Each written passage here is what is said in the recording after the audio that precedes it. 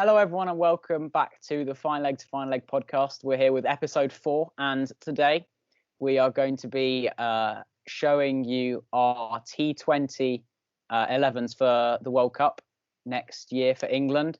And also stick around to the end because we have a new section of the podcast. We have cover drives of the week, and we're going to be mentioning 3 players from our England sides, and we're going to be assessing their cover drives in the video. So that'll be a new section on each podcast, some cover drives, because they're just the best shots to watch by far. Yeah. Right. Finn, who's your opening partnership? I'm going a bit controversially with Jason Roy and Joss Butler. Obviously, Johnny Bairstow would be the person you'd expect, but I just think both of them are very explosive, and I think Butler's going to take advantage of a power play much more than Johnny Bairstow would. Because I think Johnny Bairstow, you may argue, needs a little bit more time to settle in than Joss Butler would. And I think Butler can capitalise a bit more. Interesting. I've gone for the standard. I've gone for Roy and Bairstow, just because the chemistry that those two have hitting the ball 360 around the ground, which I think you mentioned in the first podcast, Roy is now able to do, and Bairstow can. We know he can.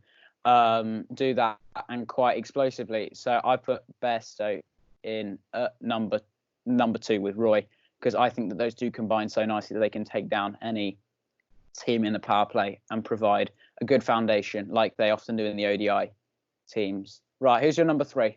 My number 3 is Johnny Bairstow. Okay, makes sense. That's where he played in South Africa.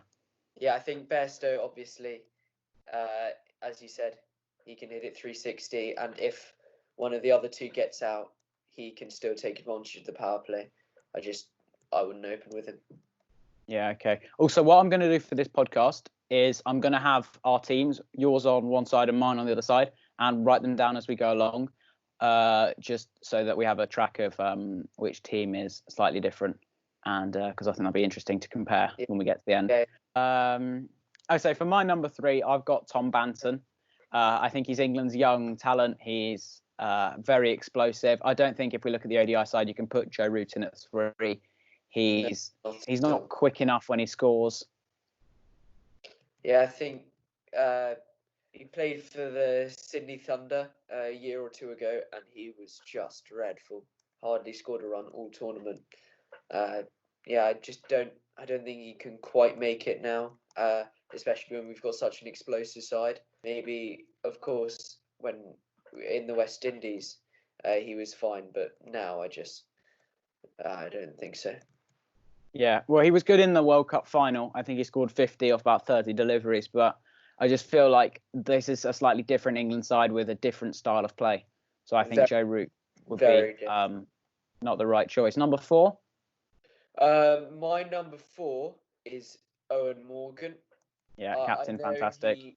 I know he succumbed to the short ball a fair bit during the World Cup, but I think he's still a very good batsman, and he's going to score some runs. He's very explosive. Good to have a left-hander in there. Yeah. I think he powered England to victory in that series decider in South Africa, chasing down 230. I think his just class meant we did it with 8 or 9 balls to go. His power hitting is fantastic. 16 or 17 sixes against Afghanistan, a new world record. That's such good innings. Yeah, so I think Morgan's the right choice, and he's the best limited overs captain in the world. Ooh, Williamson was very, very good for New Zealand this year, but I can definitely see where you're coming from. Yeah. I think it was a smart choice from England to keep him as their limited overs captain after the failings of the World Cup, because he was such a new captain at that point. Yeah. I agree. Genius decision. Number 5. Okay, so for 5, I've gone for Ben Stokes. I think you could argue that he should go at 6, but I think the versatility he's got, he can go slowly and then accelerate, or he can just accelerate from ball 1. I don't think there'll be ever a podcast we don't mention him. But I mean, Headingley is the great example, and actually the World Cup final, he started very slowly there, but then 15 off the last over. even if he was given some help with the overthrows. Yeah, exactly. And well, obviously that 20 runs of Josh Hazelwood's over in a test match just shows that how he's not afraid of hitting out because he backs himself so much. I think that was shown in the World Cup. When he just was turning down singles, it was like to Kane Williamson, I'm going to back myself against your best bowler to hit him for 4 and 6. Yeah. Which was impressive. For 6, I've gone for Tom Banton. I know you've put him at 3. I think he is a great talent. I just think he's a bit too young and a bit inexperienced to be putting him right at the top of the order, especially when you've got such a vast quantity of batsmen that are incredibly capable there and have more experience than him. So I think he's still a really good asset that we have, but I just maybe next World Cup put him higher up the order, but for now just keep him where he is. Not where he is, but keep him at 6. Yeah. I've gone for, I know you won't like this pick, but I've gone for Dawid Malan. You're right. I do not like this pick. Yeah, England's only second ever centurion in a T20 game against New Zealand in November. I think his power hitting is pretty fantastic. I think some of his shots that he can play, it sort of reminds me of Jos Buttler. I think he's very talented, and I think not suited to Test, but very much suited to T20 is Dawid Malan. I would argue that he could, but he's perhaps a bit better at Test. I mean, he was good in the Test team. I actually rated him at Test, especially down under where the ball came on a bit and it was a bit, and it didn't move nearly as much. He did score that ton, which is of course very impressive, but I just don't think I rate him enough to play in the World Cup, especially when you've got so many other great players. Yeah, but I think he is also England's highest rated T20 batsman in the ICC rankings, which is what I had to look at. Don't mean anything. Yeah, I know. Jason Holder apparently is the best all-rounder in the world, but there's a cricketer called Ben Stokes. I'm not sure if they've heard of him. I know it's because the West Indies should play teams like the UAE or Bangladesh. Bangladesh. I mean,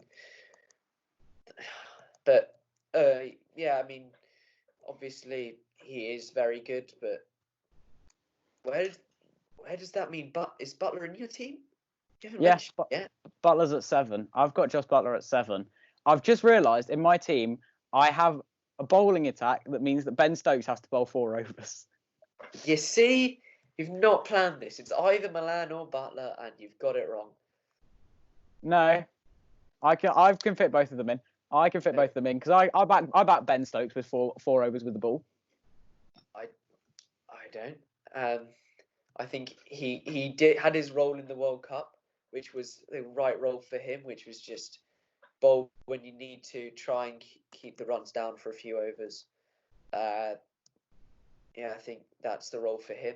But, your choice. So we'll move on to my number 7 then. And, I'm not sure. I'm moving on to my bowlers now. I'm not sure which bowler would go here, but I reckon I might go through. This is hard. Oh no, sorry, Moeen Ali. Yeah, course. I was going to say, surely you've got Moeen Ali because I've got 3 bowlers after Moeen, which I don't know where I'm going to put. Who's going where? So I'm just going to read them all 3 out at the same time. I forgot I had Moeen Ali in my team. Yeah, of course, Ali. I think. Look, a lot of people think, oh, he's completely gone. I think not at all. I think that's just a slight blip in performance, but he's an incredible player. He can score so quickly, especially for someone that you're going to be playing as a bowler. I think, yeah. It's funny how people forget so quickly or seem to judge Moeen Ali so quickly. Do we not remember the second T20 that we won? Another huge chase, 40 off 11, was it? 12, I think, but yeah, 40 off 12 is a huge score. I know. Considering that England's fastest ever half century is off 17 deliveries, that's a huge score. Yeah, I think I don't know. People just it happens a lot with spinners. They get judged very quickly, and based pretty much just on one performance. And I think, yeah, for some reason, everyone's always just judged him incredibly quickly. But yeah, I really rate him, and I think he's definitely going to make a great comeback. Yeah, so that's my number 8. I've got Moeen at number 8. So your number 8 is? My number 8 is Tom Curran. Now, Ooh. I think, especially seeing as it's in Australia, Tom Curran, he was in the Big Bash Team of the Year this year. I'm pretty sure he was in it last year. Well, he won the Big Bash. He was with Sydney Sixers. No, and... no, like no, the collective Team of the Year, yeah. Team of the Year. And I think he's such a good player. He can be a touch expensive, but he takes so many wickets. He's got so many variations. His death bowling, I would put it not at the same level, but definitely on par with Archer or others like Bumrah. Yeah, his variations are so good, and I think he was unlucky not to get a single game. He was in the World Cup last year. He was one of the 2 that didn't play, and I really rate him and Dawson. Yeah. Yeah, well, his Yorkers are probably second to none. He can bowl such a cracking Yorker. He's really outstanding at that, and also he's ice cool. We go back to the second game that we played against South Africa, where we had to keep the series alive. He bowled so well. I think he was hit for 6 first ball, and then the rest of the 5 balls, with only a few needed, he was bang on the money every time, taking wickets. He took 2 or 3 wickets in that last over, and he was bang on the money. I would describe it as famous game against Essex, where I think they needed a bit over 10, and he just got 3 of their batsmen out. Bowled him! Slower ball. That game was about a bowler, and his name was T. Curran. So if we go on to my number 9, I've gone for Adil Rashid, the spin twins. If Moeen doesn't get you, then Rashid will. Outstanding. He's a really, really good player, Rashid. I thoroughly rate him. I think, well, we talked about this in the World ODI 11 podcast. The variation that he has is up there with Kuldeep, that they can both bowl brilliant deliveries. It's the fact that half his balls can be googlies, and yet people still don't really pick him. I mean, just showing that googly to get Stoinis first ball. Stoinis. Yeah, that was. He's a really, really good player, and he's very clever. Yeah, he can hit out little cameos with the bat. Like you can think like, I don't know, 19 off 11 or something like that. That's a little Adil Rashid job with the bat. Have you got Rashid at your number 9 as well? Yeah, of course. Yeah. So 10 and 11, I don't know. I know who's going 10 because 12 runs off 3 balls to go to the second England-New Zealand Super Over in 2019. I've got Chris Jordan at 10. He's probably England's best ODI quick. Not ODI. He's England's best T20 quick, I reckon. Oh no, I would not say that, but I would say he's very good. I actually no. Why is he below Rashid? Think about it. Why is he below Rashid? Sorry. Oh well, batting wise, I did say earlier that I didn't really know which way I was going to put those 2 around. No, 100%. Yeah, I've got that wrong as well. But yeah, I've got Jordan. He's so good in the field as well. Like the horizontal catch in the Big Bash. I can't remember who he was playing for. But he literally took a catch where he was horizontal diving. Just pretty ridiculous. He's a really good player. He's got good cool. He can bowl fast, but he's also got good variations. Yeah, I really rate him. Did he bowl Super Over? When we played New Zealand in the T20? Yeah, I think so, yeah. Yeah, he's ice cool as well. He's like Tom Curran. Really, such a good bowler. Yeah. And last but not least, I'm sure we've both got the same number 11. Can't bat, but can bowl. We've got Jofra. Yeah. Likes to think he can bat. Cannot. But, yeah, he is really. Oh, I don't think we need to say anything about him. Yeah. He's just gun. Absolutely class. Like there's nothing really bad you can say. Like he's cool, super over his show back. He's quick. He's wicket taking, variation, slower balls, vicious bouncers. I think he'll be really good, especially on a hard pitch in Australia, when he can just slam it into the deck. But then, of course, He tore up the Big Bash, can didn't he? play on any pitch. Yeah, he tore up the Big Bash a couple of years ago. He was like the new kid on the block, bowling 94, and he absolutely tore up the Big Bash. So just before we end off the podcast, we're adding a new thing.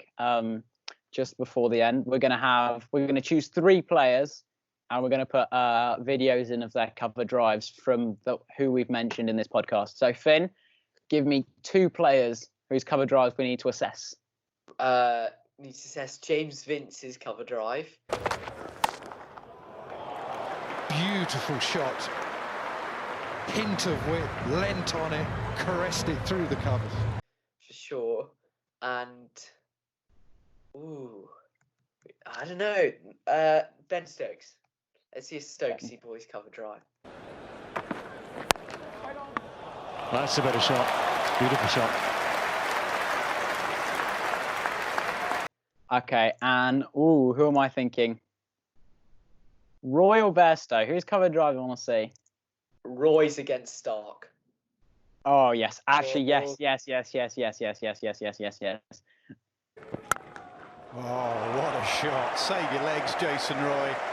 But I think we're gonna wrap up the podcast there. I hope you've enjoyed the 4th episode of the Fine Leg to Fine Leg podcast, and we'll continue releasing these on Wednesday and Sunday. Sorry for the late upload on Sunday. It took a little while longer to edit because the movie wouldn't download. But thanks everyone for your continued support, and we'll see you on Sunday.